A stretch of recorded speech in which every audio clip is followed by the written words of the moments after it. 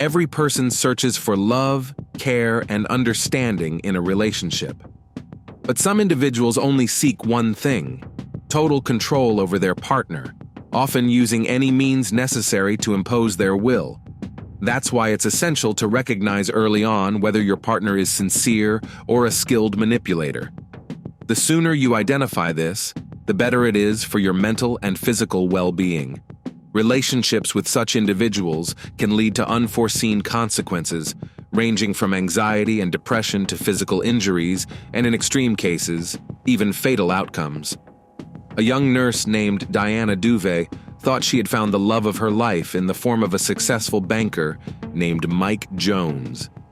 He seemed perfect in every way: intelligent, good-looking, ambitious, and holding a high-ranking position. Mike presented himself as reliable, kind, and caring. But soon, his true colors as a heartless individual began to show. Diana tried to break free, but she didn't fully grasp the dangerous situation she was in. She couldn't believe her partner was truly capable of causing her harm, and she tragically paid the price for her trust. Who was Diane Duve? Diane Duve was born on April 18, 1988, in a small town in Moldova, into a modest family. Before she was 2, her parents separated, and her father left, showing no further interest in her life or future. A few years later, her mother, Elena Duve, left Diana in the care of her grandparents and set off to the United States in search of a better life. In America, Elena soon met a kind man and married him in the late 1990s. By 2001, she was finally able to bring her 13-year-old daughter to join her and her new husband in their spacious home in Vero Beach, Indian River County, Florida. The family lived in a picturesque area on the Atlantic coast. Diana quickly bonded with her stepfather, William Andrews, who treated her like his own daughter and in many ways filled the role of the father she had lost. When she first moved to the U.S., Diana didn't know any English. Nevertheless, she was enrolled in a regular middle school and studied alongside other students. Despite the language barrier, Diana was kind, friendly, and outgoing, and she quickly found common ground with her classmates, even forming lasting friendships. Within a few months, she could communicate fairly well in English, and within 2 years, she mastered the language to a near-native level, almost entirely losing her accent. Diana was known as a diligent and dedicated student with high grades, which allowed her to gain admission into a prestigious medical college without any issues. She had dreamed of working in healthcare from a young age, feeling a calling to help people and believing that her true purpose lay in caring for others. After graduating, Diana landed a job as a nurse in the oncology department at one of the largest medical centers in the county.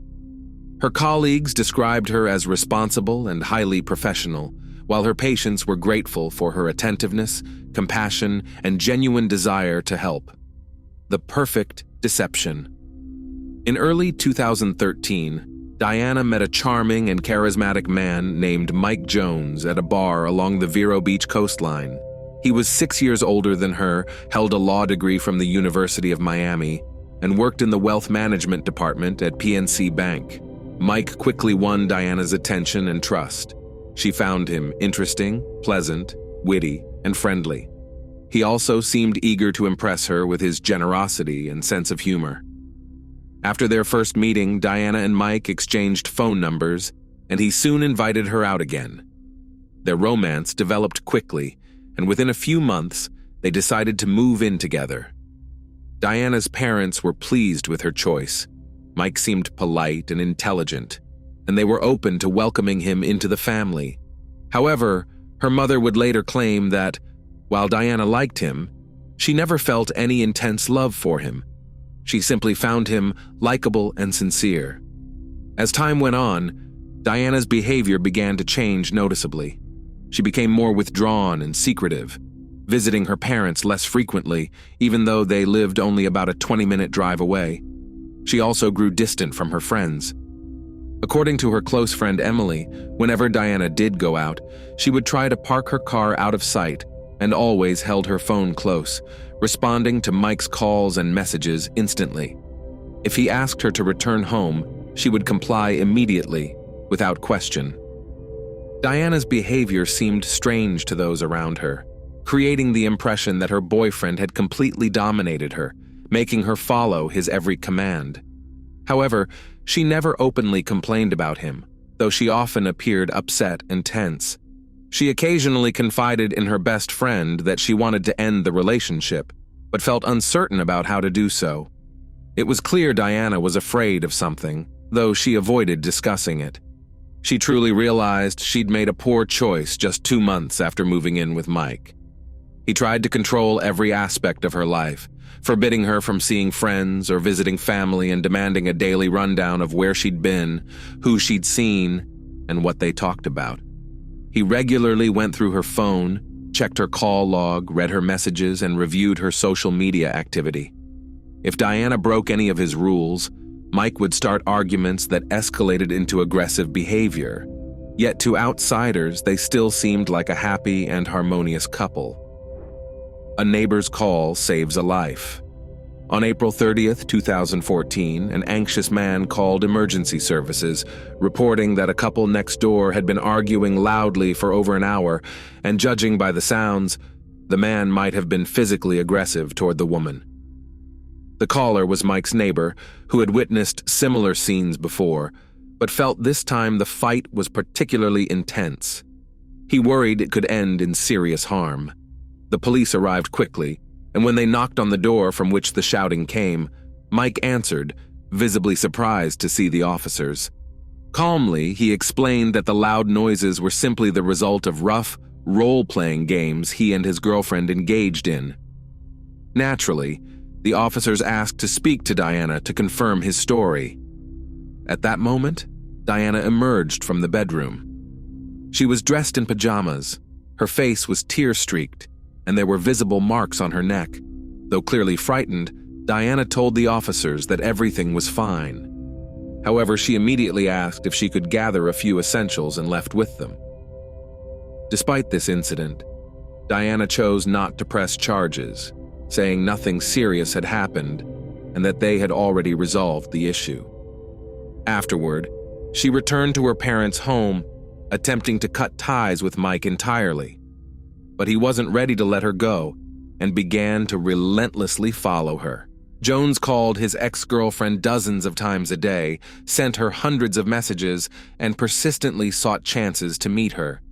Sometimes he begged for forgiveness and suggested they start fresh, while at other times he resorted to threats and manipulation, trying to force her back into the relationship.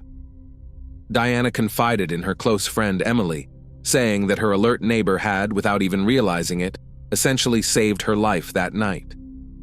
During their argument, Mike had tried to break her down emotionally, and when he realized it wasn't working, he turned to physical aggression, grabbing her hair and slapping her. When she told him she was leaving, he clutched her neck, and it's possible he would have gone even further if the police hadn't knocked on the door at that very moment. To back up her account, Diana showed Emily the bruised finger marks left on her neck by her ex-boyfriend, which Emily photographed on her phone. When asked why she hadn't filed a police report, Diana said she didn't want to end things on a bitter note or ruin Mike's future. She left with her ex and went missing. Nearly 2 months after their breakup, Jones was still relentlessly trying to rekindle things with Diana. He acted as if nothing serious had happened and treated their separation as a minor argument. Diana planned to end things definitively, but struggled to find the right time and words. The final encounter took place on June 19, 2014, when Diana was out with friends at a local bar. Mike called her, saying he was nearby and begging her to meet and talk. Diana agreed to meet him there, thinking that in a public place he wouldn't try anything harmful. The two moved to a separate table and talked for a long time. Diana's friends couldn't hear the conversation, but they noticed both appeared calm, as though they'd come to an understanding. Close to 11 p.m., when her friends were getting ready to head home, Diana told them she'd stay a little longer with Mike, assuring them everything was fine and encouraging them to leave without her.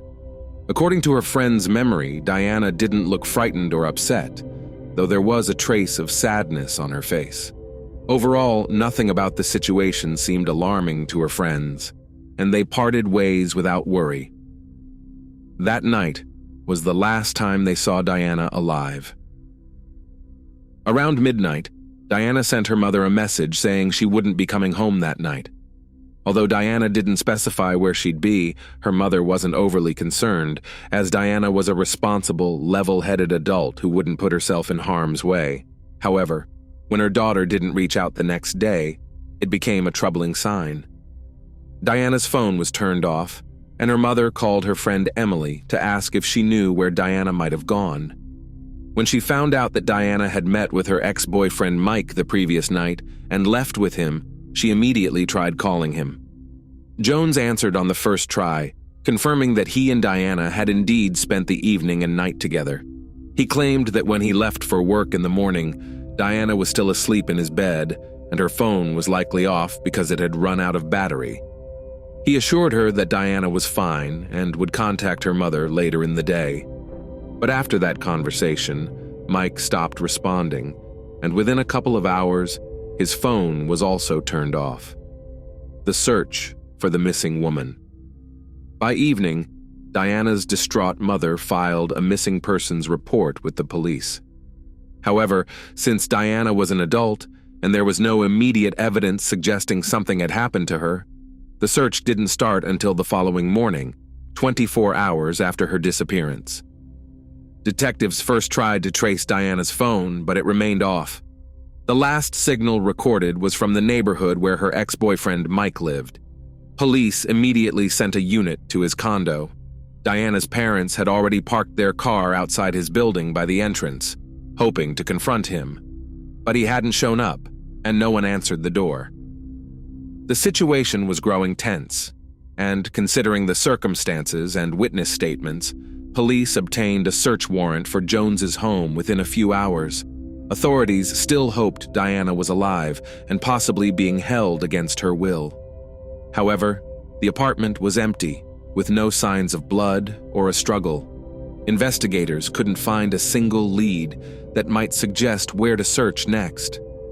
According to Diana's mother, the last time she'd heard from her daughter was the night she went missing, when Diana sent her a message saying she wouldn't be coming home that evening. Police asked if Elena was sure her daughter had sent it, and she confirmed it, noting that it was written in Russian, the language they used with each other at home. Diana's best friend, while speaking with law enforcement, showed them photos of bruises on Diana's neck and explained that Diana had been reluctant to go to the police. She feared that Mike might retaliate.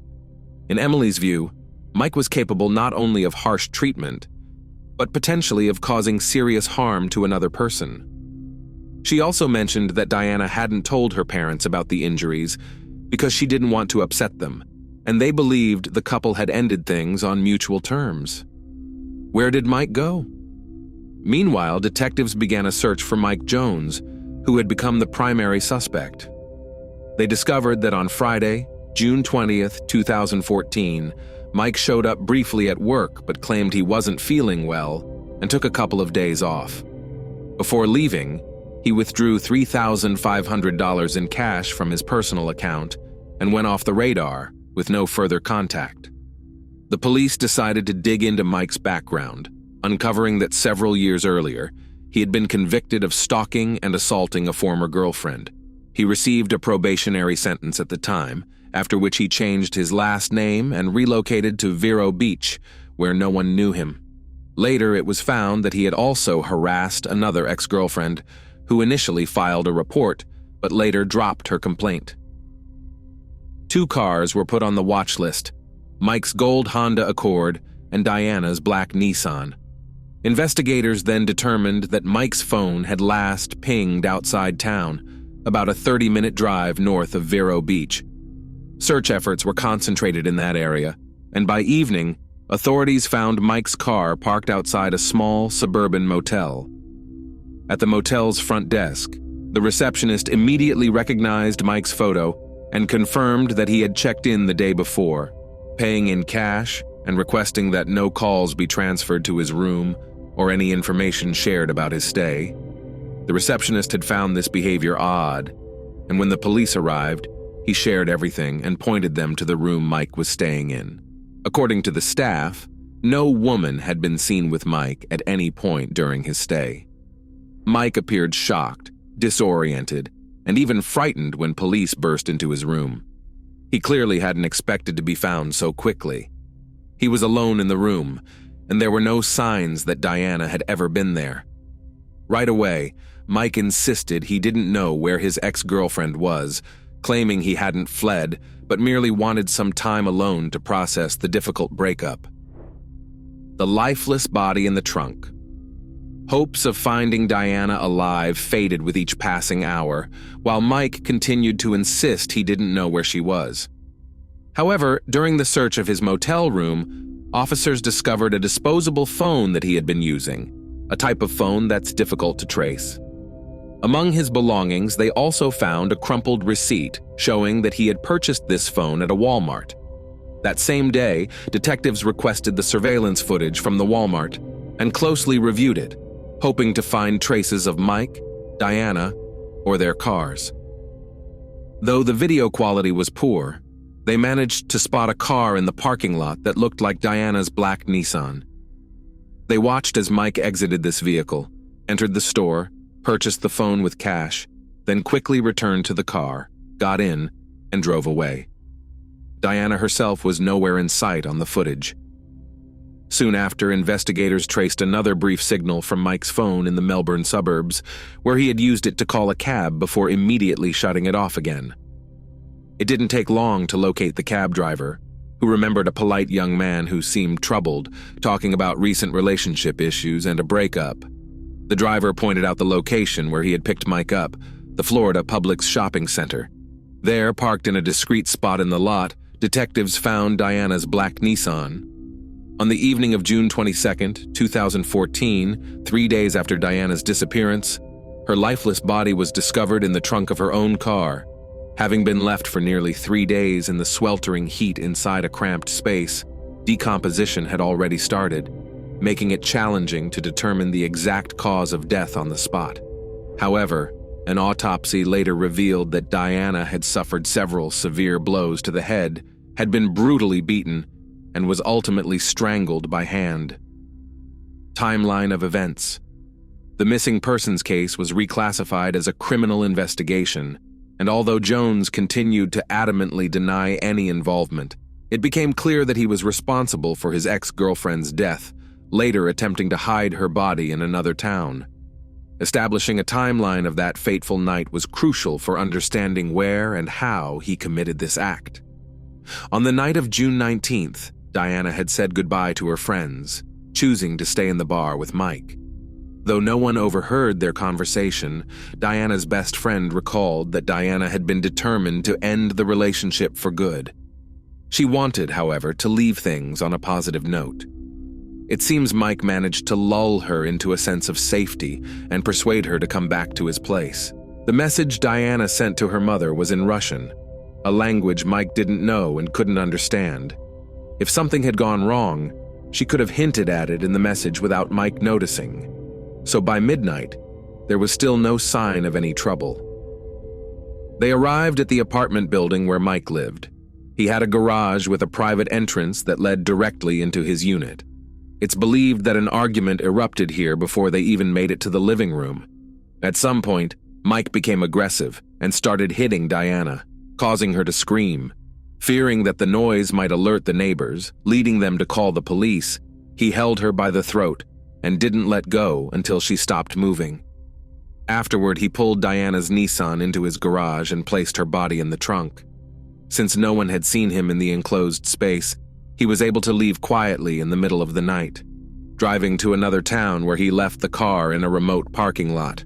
Early the next morning, he returned home by taxi, then took his own car to work, where he withdrew cash and notified his boss that he would be taking a short leave.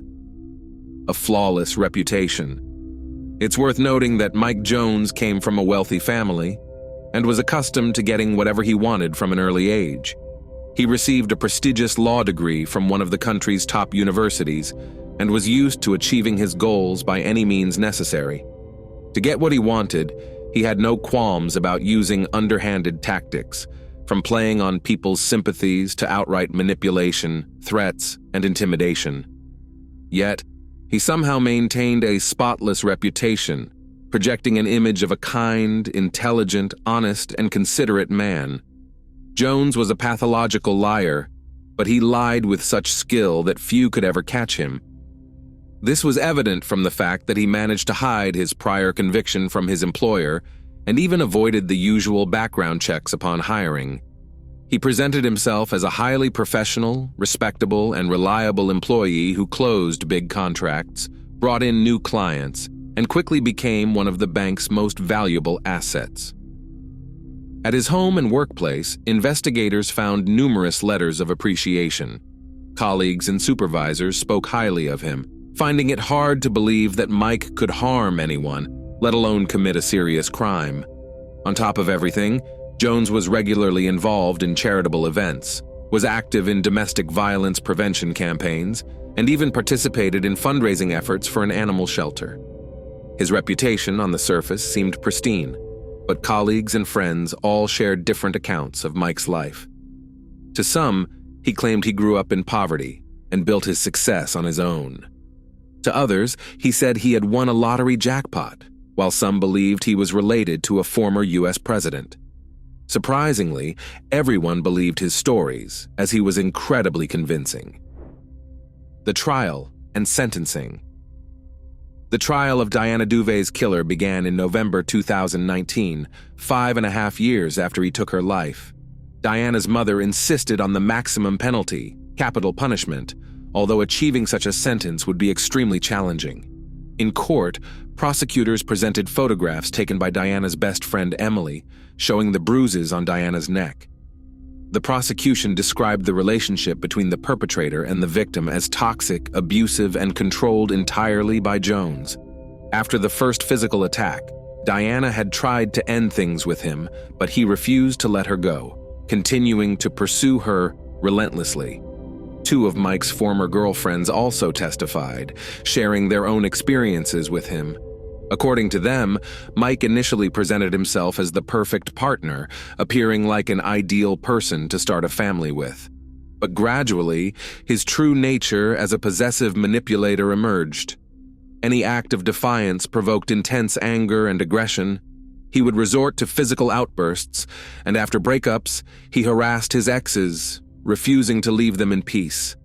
A more thorough examination of Jones's garage revealed small blood spatters that, according to forensic analysis, matched the victim's blood.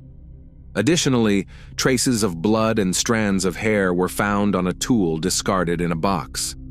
It was clear that Mike had used this object to strike Diana on the head before strangling her. The defense argued there was no proof of premeditation and suggested the incident was a tragic accident during a domestic dispute. However, the jury unanimously found Jones guilty of first-degree murder and evidence tampering. Instead of the death sentence sought by the prosecution and the victim's family, he was sentenced to life imprisonment without the possibility of parole.